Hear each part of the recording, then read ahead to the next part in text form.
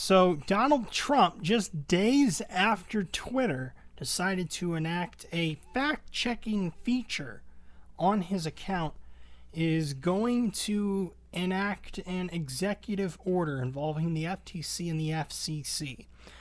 What will this mean for social media? And let's examine his claims just a little bit about mail-in voting and voter fraud. That and more on this episode of The WireTap.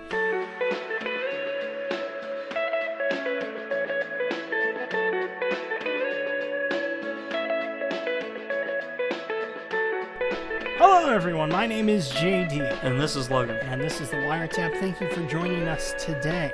So, Twitter enacted their first ever, it was the first time they had ever put up this feature, and that was fact-checking Donald Trump's Twitter account. This has been the most pressing thing I've been looking for out of Twitter and social media. It's been the thing that they've needed for such a long time. Now, Mika Brzezinski, she kicked and screamed loud enough about the whole thing with Joe Scarborough and Trump's back and forth about that, which I'll freely admit is it's a stupid thing there anyway. But, Mika Brzezinski for the past couple of days has been, kicking and screaming all along the way. And Twitter finally did, something about it, and they put in a fact checker. And this is from the good old New York Post. Twitter fact checker has history of politically charged posts. And the person who they put on this tweet has a history of calling Trump a variety of names and a variety of just anti-Republican comments. And of course, this is who they choose for their fact-checking. Of course, this is what Twitter puts up. Because they don't really care about facts, they don't really care about that. They just want someone who says something contrary to what Trump is proposing here. And his name is Yoel Roth, by the way. And he's, said things in 2017. He referred to Team Trump as actual Nazis in the White House. He said Senate Majority Leader Mitch McConnell is a personality-free bag of farts, which I'll give him a pass on that one because, to be honest, I kind of agree. But it's just a variety of these kind of things. He's just your typical run-of-the-mill millennial leftist who is chosen to be the hero for the left on Twitter for the day, just because he opposes Trump, just because he has the gall to call him out. But I wanted to examine just a little closer. For one, actually, before we get to that, this is from CNET. And today is whenever Trump is supposed to sign this executive order about social media. And, there's still a lot of unknowns, a lot of uncertainties about it. But there are some things that we do believe to be true based off of drafts that have come out, that have been leaked to the press. And this is taken from CNET. It says the apparent draft version of the order, which could change, would instruct the Commerce Department to ask the FCC to call a rulemaking proceeding to reconsider the scope of the law passed in 1966 called the Communications Decency Act, specifically Section 230. And it goes on and says it would give the Federal Trade Commission responsibility for investigating complaints of political bias to determine whether tech companies' content moderation policies conflict with their pledges for neutrality. What all of this comes out in the wash to mean, we aren't really sure. What we do know is basically what it says there is it's giving powers to the FCC and the FTC to greater examine these social media companies, and it specifically names Twitter, Google, and Facebook. in the executive order. From what we have seen, from what's been leaked, that is what they say, that it specifically names those three in this executive order. Now, what exactly this all means, as I said, we don't really know. We don't really know how this comes out in the wash and what the scope of this will be. While on surface, and as a conservative, you think, well, this is great because we have, examples and anecdotes of people who, either from YouTube or Facebook or Twitter or whatever it might be, have seemingly been silenced or they've been shadow banned. And this is the problem with this kind of stuff that people don't think of in the long term, and that's that the pendulum always swings. It always swings the other way.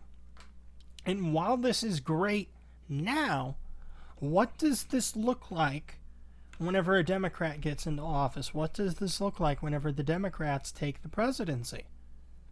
This is bureaucracy. This is executive bureaucracy. The FTC and the FCC. This is all part of that. So what does that look like?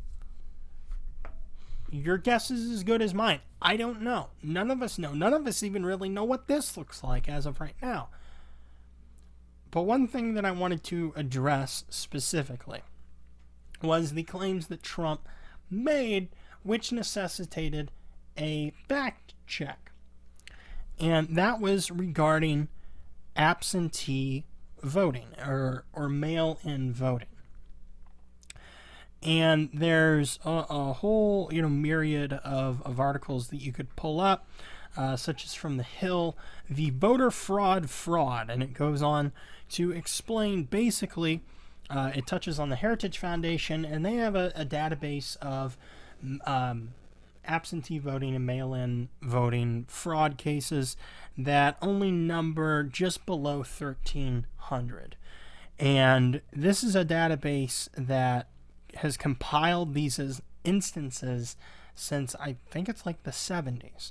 So only 1,300 since the 70s is what the Heritage Foundation has, which, it immediately seems to give credence to the argument that this isn't really that big of an issue. Which, if you do a Google search, if you just, poke around on social media, you will see many articles from New York Times, CNN, MSNBC, NBC, the whole gamut, the alphabet soup of news sources, telling you that it's a myth. But here is just some things for you to chew on. This is from Investors Business Daily. This is an editorial from January of last year in 2019. It says, voter fraud. Yes, non-citizens are voting in elections, and Texas just proved it. Now, this was whenever Donald Trump was under fire for talking about illegal immigrants voting in elections and causing mass amounts of voter fraud. This is from back then, but it does have an applicable purpose now.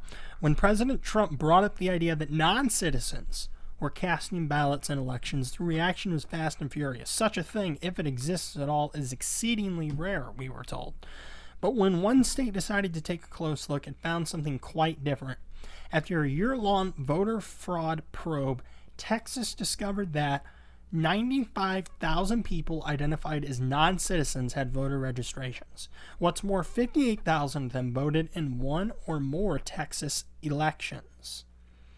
When Attorney General Ken Paxton led the state's investigation, he noted that Texas had already found 165 non-citizens in 4 counties who had cast 100 illegal votes in 2 years.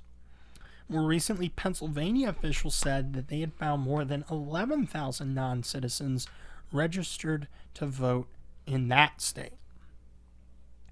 So you have, between those 2 states, well over 100,000, 106,000, I believe, with that, who are illegal non-citizens. They're non-citizens or illegal immigrants who have voter registrations. And you're being told right now that you can't vote if you're not a citizen. You have 106,000 people here in these two states, Texas and Pennsylvania. There are 48 other states that this kind of, tabulation has not been done. But you found 106,000 non-citizens who were voting in your election? But silly me, it's nothing to worry about, right? You talk all day about democracy. You talk all the time about what a threat Russia was. That was what we heard for months and months from the media, was how much of a threat Russia was to democracy. How whenever Donald Trump what was the biggest threat to our democracy because he wasn't going to accept the results of the election. We're told all these things about how much you care, the media and the left cares about democracy. And you have 106,000 people over the two states who are on voter registration or who are registered to vote and on the rolls to vote.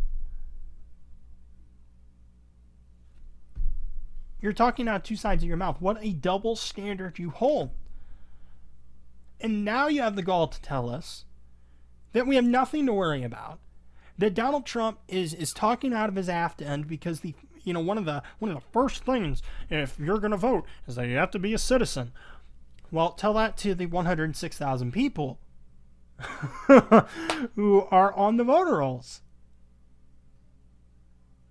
And how many tens of thousands or hundreds of thousands more across the fruited plain are there? Because this is just in Texas. Although Texas, albeit is a large state, that's just Texas. That's deep red Texas. What does this look like in California? One of the most populous states in the Union. What does that look like in deep blue California? How many hundreds of thousands there are allowed to vote and are not citizens? And ironically enough, this comes from WBOY in West Virginia. Could not have happened at a worse time. Randolph County mail carrier charged with voter fraud stated he did it as a joke. And this mail carrier was apparently manipulating absentee voter requests, which is what we're talking about right now as doing nationwide for our November election. And this mail carrier thought it would be a hoot and a holler if he screwed with absentee voter requests. I mean, look at that. But again, we have nothing to worry about. Business Insider reports that the commissioner on the Federal Election Commission extensively debunked Trump's mail voting fraud conspiracy theory. And she said that it undermines democracy, what he's saying, that there could be the inkling of a possibility that there might be mass amounts of voter fraud.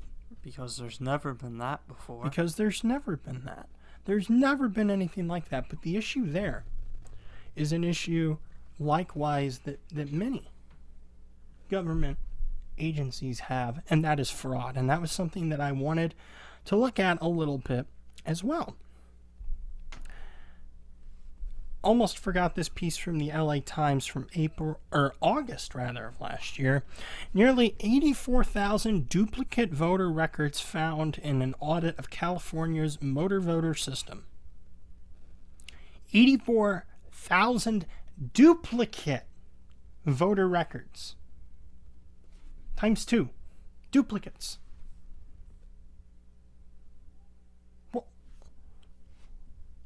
Those are duplicates of people already on there. You don't have a way to see, somebody's already on the voter roll. So, there's obviously something wrong here. No, there's 84,000 people who have duplicates on California's motor voter system.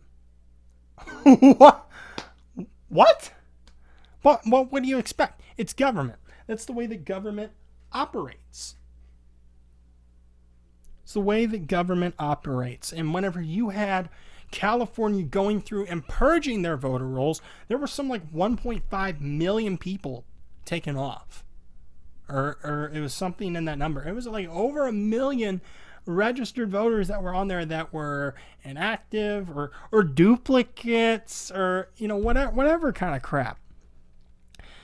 But you have this same fraud whenever it comes to your other programs in the government, like welfare.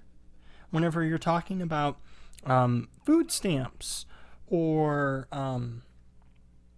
Social Security, anything like that, it's the same deal. It's wrought with fraud. You have all of these fraudulent things. This is from Investopedia. Pardon me. According to the most recent statistics available, it says between 2004 and 2017, the Social Security Administration admits to improper payments totaling $1.3 trillion. $1.3 trillion over the course of 14 years, which whenever you do the math is $100 billion each year in fraud. Each year in, pardon me, let me get this exactly right, improper payments, of which, the majority of which constitutes their improper payments. As to what that criteria means is fraudulent. It's all fraudulent, these kind of things. And this is Social Security. How many times do you see people who are dead, who are drawing Social Security? And you see those kind of stories all the time. You see those kind of outrageous shock stories all the time about people drawing Social Security or drawing welfare. Whenever they're dead, they're deceased, or whatever it might be, what have you. But you have fraud in the system, and welfare, and Social Security, and all these other things. And now you want to move your voting to a mail-in system, which admittedly, there are a lot of things that Admittedly, there are not a lot of instances of this occurring. Like I said, with the Heritage Foundation and their database of all these kind of things, there only being like 1,300. I don't know. I think you gotta look these cases since the 70s. At the ratio of how that's working. How many people are truly doing mail-in voting compared to you doing it across the entire fruited plain? Yeah. There's going to be a lot more mail-in votes happening. Probably, if we were to do it, all 50 states, there would be more happening this election than probably in the entire history of it. And this is factcheck.org, the immutable cornerstone of our democracy, in that they are always, spot on with everything. Twitter should have hired them. And they specifically look at this claim. They specifically look at these things, or this instance of the voter fraud that Trump claims. You have to dig. I'm more than halfway through this article that they've written up, and it says one of the problems with tracking the prevalence of mail-in voting fraud is that it's really hard to find. And the fact is, we really don't know how much fraud there is. And there you go. Because the majority of voter rolls, there's this article from the Sun Sentinel that I don't think I'll get too much into. I will link it down below. It's from April of this year, the Sun Sentinel, it's an opinion piece, mail-in ballots make voter fraud easy. I know because I did it. It's somebody who physically took 3 other names and tried to get fraudulent mail-in absentee ballots, and they actually got some. They actually were able to game the system, and they detail their experiences of how easy it is. Because whenever you have things like, oh, we don't need voter ID, we don't need any of these things because that's disenfranchising minorities. That's disenfranchising people of color and the poor. It's always suppression. And whatever it might be. It's voter suppression to want voter ID. And once again, for people who always talk about threats to democracy, who always talk about wanting to secure liberties for people and such, you do an awful lot. You do an awful lot of just standing around your hands in your pants whenever it comes to something that will actually make a difference, whenever it comes to something that will actually make a change other than you just talking. You have to have an ID to do anything else, and I know this is an argument that you probably heard before, but you have to have an ID whenever you're pulled over by a police officer and you're driving a car. You better have a driver's license. You have to have an ID to buy booze. You have to have an ID to do a lot of things. So why is voting any different? But whenever you talk about how much democracy means to you and how much of a threat Donald Trump is to democracy with the things that he does and how much of a threat he is, and you completely disregard this, it shows what your true colors are. I encourage you to read that down below, and I will link to it. But the bottom line is that the reason why, whenever you look up statistics for voter fraud, there really are no federal statistics. Heritage Foundation probably has the most comprehensive list of them. But whenever it comes to voter fraud statistics, the bottom line is that the reason we don't have higher numbers is because a lot of it we don't know about and we can never track. Because we have secret ballots, and it is so darned easy to get on voter registration rolls. It is so easy to do that. And that is why people are able to game the system, and that is why we will never know until we have some sort of reform, some sort of change to where you have to verify who you are in order to participate in the election of our elected officials. It's that simple.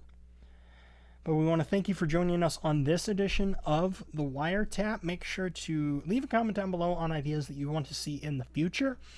Make sure to follow us, like, subscribe, all that kind of stuff. If you're here on SoundCloud, make sure to do the same. Leave comments, follow us. Go to Twitter. We are very active on Twitter. We want to thank all of our Twitter army over the last couple of days. We've had a lot of interaction. It's been a lot of fun.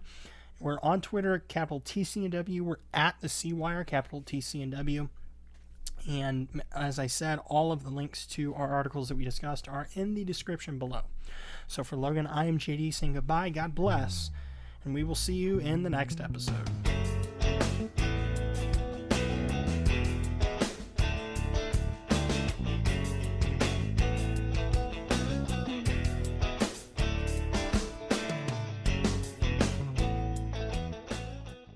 Somebody pumping a shotgun upstairs, and it's a little unnerving.